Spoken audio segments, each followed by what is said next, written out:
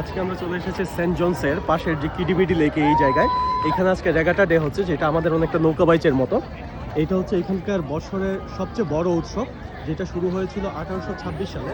So almost 210 বছর পুরাতন একটা ঐতিহ্যবাহী নৌকা বাইচ হচ্ছে সেইটা।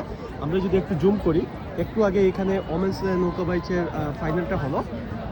এই হচ্ছে সেই টিম যারা এটাতে চ্যাম্পিয়ন হয়েছে। 5টা টিম ফাইনালে উঠেছিল।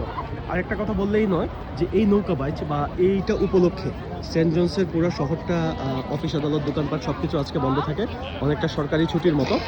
এবং বলতে গেলে পুরো সেন্ট জনসের মানুষই এখানে চলে আসে। প্রচুর দোকানপাট, প্রচুর খেলাধুলার জায়গা, অনেকটা মনে হয় যে আমাদের গ্রাম্য মেলা বা বাণিজ্য মেলা এরকম একটা অবস্থা থাকে। খুবই উৎসবমুখ একটা পরিবেশ থাকে এখানে।